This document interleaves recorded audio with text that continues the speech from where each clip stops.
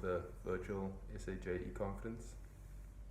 It's a pity that we can't be in person doing these workshops, but best to stay safe during these times. And I'm so fortunate to be able to share this workshop with you virtually. So my topic of discussion is over the minor and major scale, or minor and major chord progressions in jazz music. It's a sound that I've been in love with for the longest time, and I really started checking them out more probably about 5 years ago. It's really something that I've always heard, and I wondered what the sound was. It always sounded deeper than the minor itself, and I always wanted to get into that I guess the style of playing through those kind of chord changes, seeing minor major chords instead of just straight minor chords. So for example, this would be a straight minor chord, if we can C minor, and this is a minor major chord. So you have, instead of the flat 7, the B flat, you have a natural 7, B, and a natural 6, A. So the scale would be half is minor, so the first part is minor, and the second part is major. So it will sound like this. Minor, major.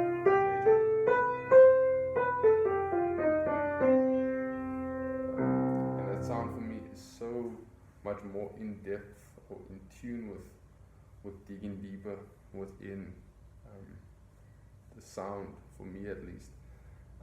And that sound has influenced a lot of my recent compositions.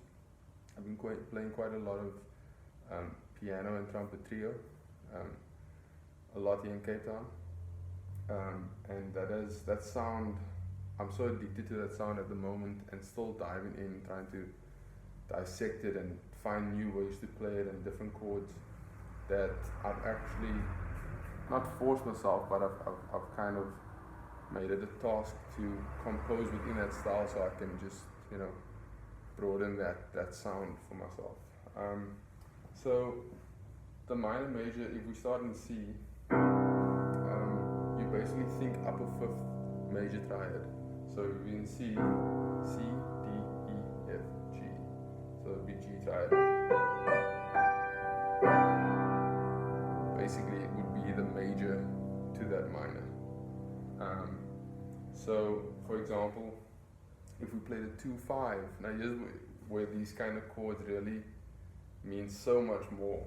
If we play a minor 2-5, so the minor diminished, so from D, which would usually be, right?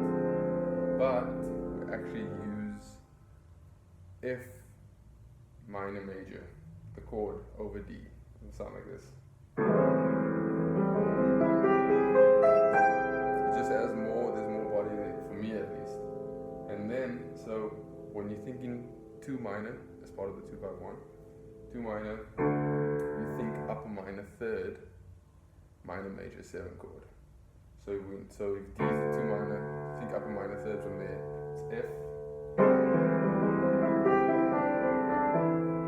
right? Then 5 would be G, 2-5-1 and C, minor. So G, when you play a 5 chord, then that would be, you play the major minor chord of the note a half step above, so a semitone above. So that would be A flat minor major over G. Right? Excuse me. So again, D, which is F minor major, to G, which is A flat minor major, to C minor major.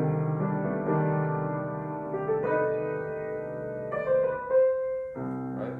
So again, D, F minor major, G, A flat minor major, to C minor major. Excuse my sneezing. So again, when you 2, you think upper minor third. 5, think half step. And the majors of those, so the relationship to the major, so with D, the major would be C major, triad, because you play an F minor major chord, right? And then when we play in G, the relation would be E flat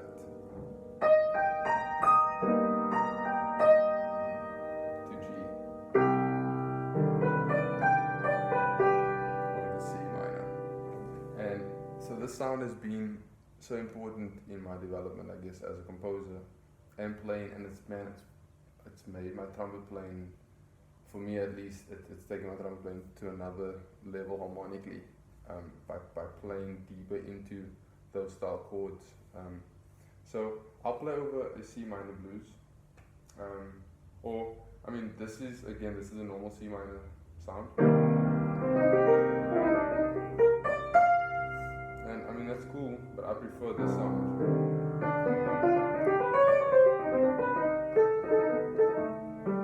You know, it has more body to me. So if I play over C minor blues,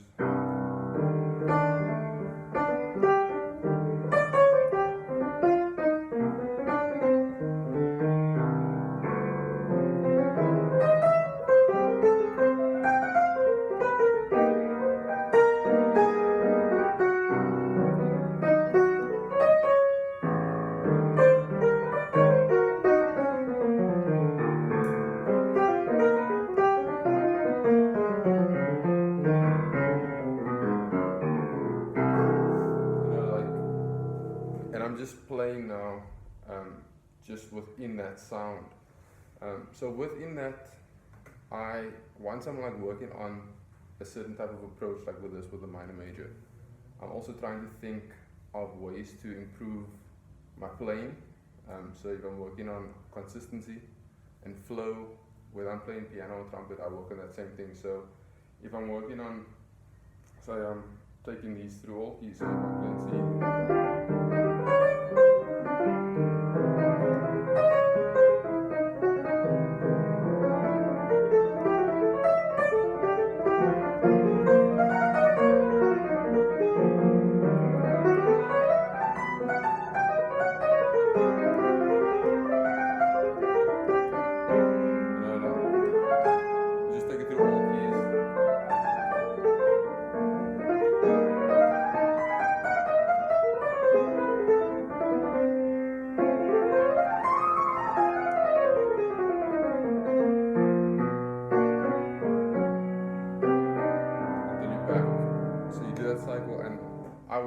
just to work on flow, whether on horn or piano, just to work on flow. If I'm working on tonguing, I work those same exercises with tonguing or slurring, those same things. So yeah, those chords have been so influential to me. Even if I'm playing a blues on trumpet, let me just get my mute. It's not too loud. If I'm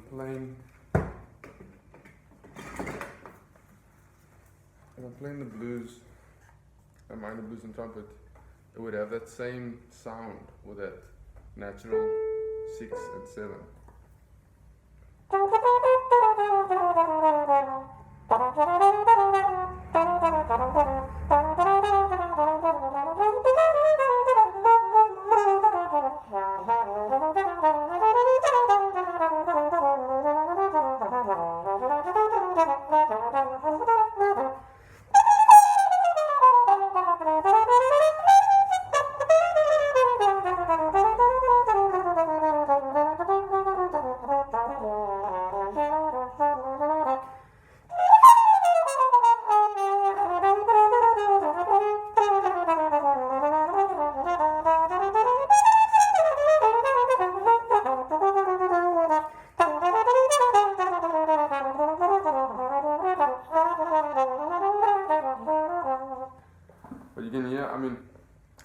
I'm just playing for the sake of playing. Even when I'm practicing playing. So even though I'm playing now, I'm trying to think of just keeping that flow consistently. and that flow going with that same sound. And sometimes like it definitely doesn't happen, but you know it's important just to keep that same sound going, or whichever approach you're working on, to almost not force yourself, but to try and get in that sound as much as you can. So with composing, even like those chords have meant so much to me. With writing, so like there are a few tunes that I wrote recently that use those chords. There's one that I wrote that I played quite a few times in my group back in the US, and I wrote this for Marcus Roberts, the great piano player, famous for his stuff with Wynton Marsalis. After the recording session that I had with him, I wrote this tune called J Master's Rulebook, and this was at the time that I was checking out these chords so heavily, and it just uses those style chords. So this is how it goes.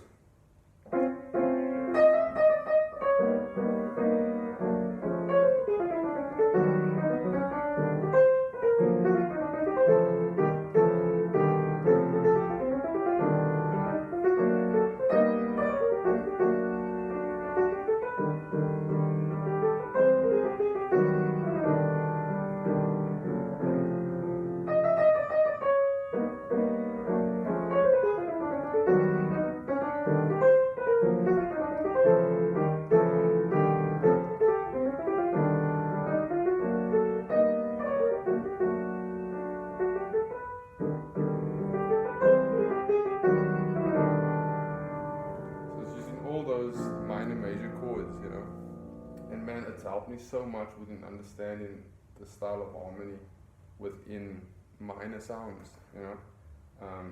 Another tune that I wrote recently is entitled He Said, She Said, and I actually put a link into this video as well of my trio in Cape Town, featuring Tim Z on drums and Sean Samby on bass, that you can check out as well, of this tune, played at the Ear in Woodstock.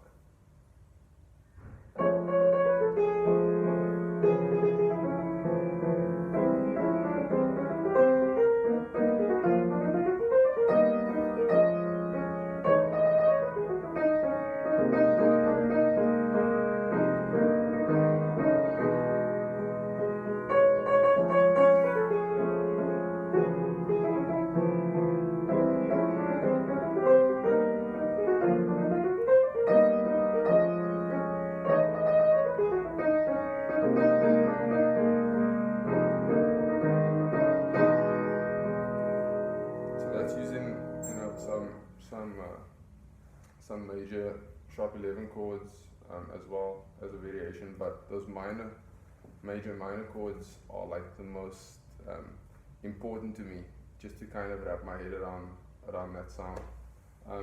So again, those chords can be used so much in like different styles. With, again, if I went back to playing the C blues, right? C minor blues.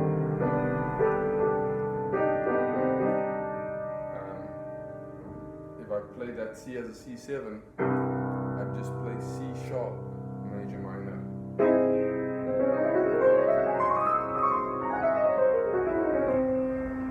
That would lead me to the F major minor.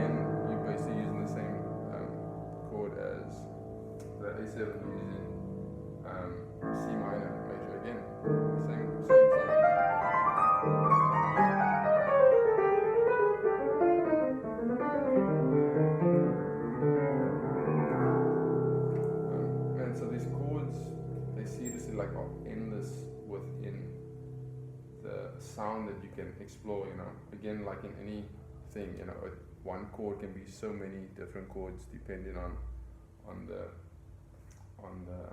the bass note, you know.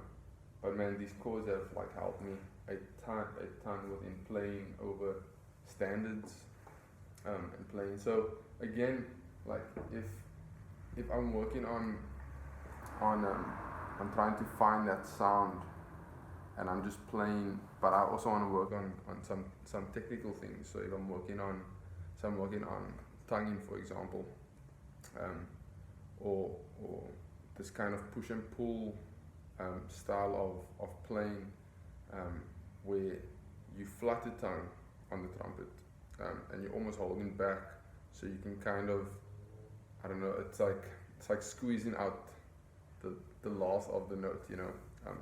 For example, like this.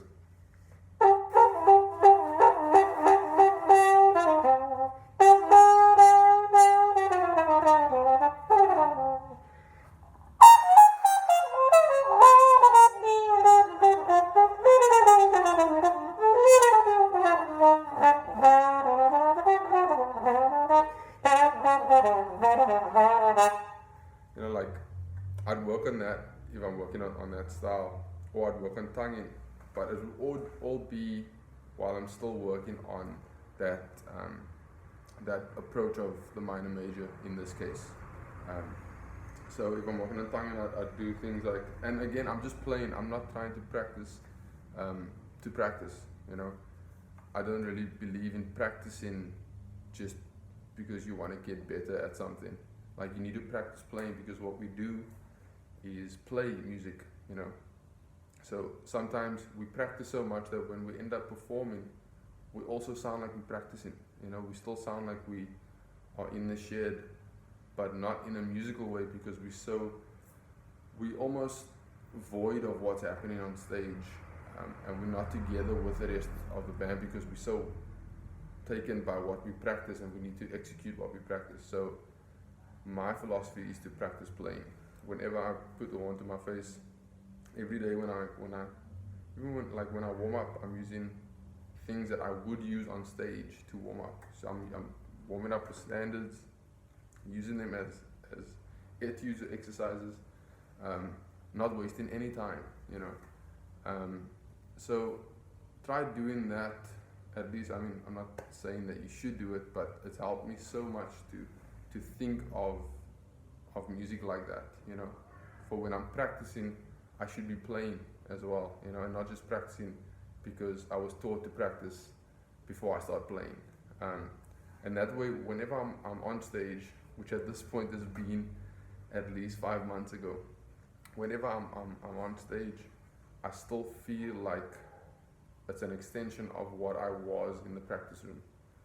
And I'm grateful that feeling has started happening, and that I don't feel disconnected from the guy in the practice room, which I used to feel, you know. I used to practice so much, and then when I get on stage, I was like, man, I'm not applying any of what I practiced, because I used to practice just because I was told to practice, you know, but I wasn't actually practice playing. So yeah, if I'm working on tonguing, I'd work on, say I'm working on the blues again, I'd work on tonguing like this.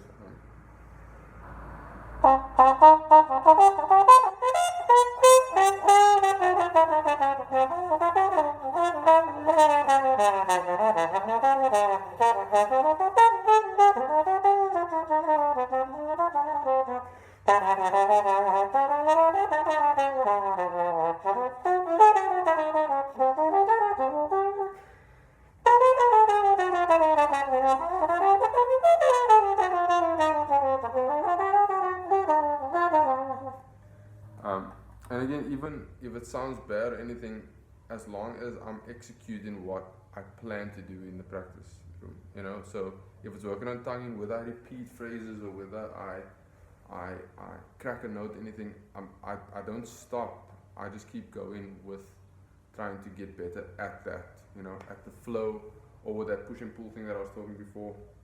I try and do that, and then I maybe play faster, so I'd speed the blues up, or I'd play it slower.